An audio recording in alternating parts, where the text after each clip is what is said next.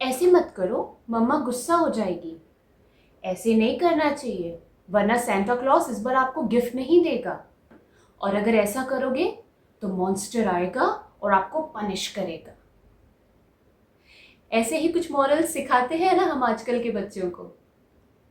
पर क्या आप जानते हैं, एंशियंट इंडिया में जब गुरुकुल का ज़माना हुआ करता था, तब मॉरल्स, पर्सनालिटी डेवलपमेंट, नीतियाँ, ज़िंदगी जीने का तरीका सिखाया जाता था आपके और हमारे लिए रही एक बहुत साधारण सी किताब से। जी हाँ, पंचतंत्र। ऋतु टॉक्स में आज हम बात करते हैं पंचतंत्र की। पंचतंत्र है क्या? पंचतंत्र कुछ नीति कथाओं का ऐसा संग्रह है जो हमारे जीवन में हमारे व्यक्तित्व को निखार देती है। पंच यानी 5, 5, तंत्र यानी टैक्टिक्स, युक्तियां।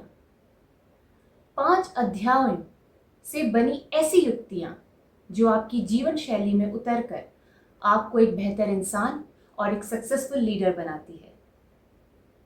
आखिर ये पंचतंत्र आई कहां से? पंचतंत्र को लिखा कैसे गया? पंचतंत्र की कहानियों का बेस क्या था, आधार क्या था? आइए जानते हैं पंचतंत्र की हिस्ट्री के बारे में। पंचतंत्र में जिन दंत कथाओं का उल्लेख है, उनकी उत्पत्ति का समय जान पाना तो बहुत मुश्किल है। लेकिन पंचतंत्र जो संग्रह है, जो नीति शास्त्र है, इसकी रचना करीब 2500 साल पहले ऋषि कश्यप की धरती से आए, कश्मीर से आए आचार्य श्री विष्णु शर्मन जी ने की थी। और उन्हें बुलाया था दक्षिण भारत के महिला रौप्य राज्य के राजा अमर शक्ति जी ने। अमर शक्ति के 3 पुत्र थे, भानुशक्ति, उगार शक्ति और अनंत शक्ति, जो काफी आलसी, अनस्किल्ड और विदाउट एनी टैलेंट थे। राजा अमर शक्ति को लगा कि इनमें से कोई भी मेरा उत्तराधिकारी बनने लायक नहीं है, इनके अंदर वो स्किल्स नहीं है। तब उन्होंने आचार्य विष्णु शर्मन से कहा कि आप मेरे बच्चों को एजुकेट कीजिए और उन्हें इस लायक बनाइए कि वो आगे चलकर इस राज्य को संभाल सकें। तब विष्णु शर्मन जी ने राजा से 3 महीने मांगे और कहा कि मैं आपका ये कार्य पूर्ण करके दूंगा। और तब उन्होंने इन तीनों राजकुमारों को शिक्षा दी पंचतंत्र से। तो यहां से इजाद हुआ पंचतंत्र और ये बना हमारी शैक्षणिक व्यवस्था का आधार यानी कि बेस। आखिर पंचतंत्र में ऐसा है क्या जो हमें जिंदगी के बारे में इतना कुछ सिखा जाता है? आखिर पंचतंत्र में कंटेंट्स क्या क्या है, आइए जानते हैं। जैसा कि मैंने आपको बताया कि पंचतंत्र में 5 अध्याय हैं और इन 5 अध्यायों में कई कहानियां हैं, लगभग 83 स्टोरीज। और इन कहानियों का व्याख्यान करने के लिए एनिमल किंगडम यानी जंतु जगत का सहारा लिया गया है। इसका पहला अध्याय है मित्र भेद, जो हमें सिखाता है उन मित्रों को अपने जीवन से हटा दीजिए जो आगे चलकर आपको धोखा दे सकते हैं या आपकी सिचुएशंस का फायदा उठा सकते हैं। जैसे कि वो कहानी है कि बंदर और मगरमच्छ ने दोस्ती की और बाद में मगरमच्छ ने बंदर को खाने की कोशिश की। दूसरा अध्याय मित्र संप्रति। ये अध्याय सिखाता है कि नए मित्र बनाओ, अपने कॉन्टैक्ट्स बढ़ाओ, ताकि आगे चलकर वो आपको पावरफुल बनाने में हेल्प करे। जैसे कि वो शेर जाल में फंस जाता है और चूहा आके जाल काट देता है और दोनों में दोस्ती हो जाती है। तो ये जो पहले के 2 अध्याय हैं, ये आपको सिखाते हैं डिप्लोमेसी। तीसरा अध्याय है काकलुकियम, जहां मेनली यूज किया गया है आउल्स का और क्रोस का, यानी कि कौवों का और उल्लुओं का, ये समझाने के लिए कि किसी भी सिचुएशन में अपने दिमाग का यूज करें। Use your wit, specially in the situation of war. जब कोई युद्ध हो या एनिमी सामने हो, बहुत सोच समझ कर डिसीजन लीजिए। चौथा अध्याय है लब्ध प्रसन्नम, जो ये सिखाता है कि जितना है उतने में संतुष्ट रहिए। वो कहानियां है ना लालची लोमड़ी ने इसको पाने की कोशिश में वो भी खो दिया।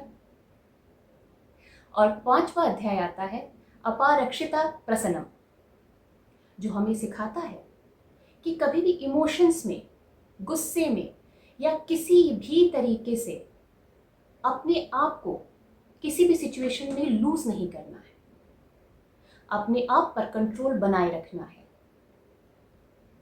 जैसे वो कौवा नेकलेस लेके कोबरा की मांद में डाल देता है और सोल्जर्स पे गुस्सा करता है कोबरा और मारा जाता है। तो ये सारे अध्याय हमारे पर्सनालिटी डेवलपमेंट में, हमारे नीति शास्त्र में बहुत मदद करते हैं। आखिर ये नीति शास्त्र आज की दुनिया में आपकी और हमारे लिए कैसे जरूरी है, क्यों जरूरी है, इसे भी जानते हैं। लगभग 2500 साल पुराना, 500 वर्जन्स में बना और लगभग विश्व की हर भाषा में ट्रांसलेट किया गया पंचतंत्र, जो हमें सिखाता है मनोविज्ञान, राजकाज और लोक व्यवहार के सिद्धांतों को बहुत ही जीवंत और सरल कहानियों के साथ।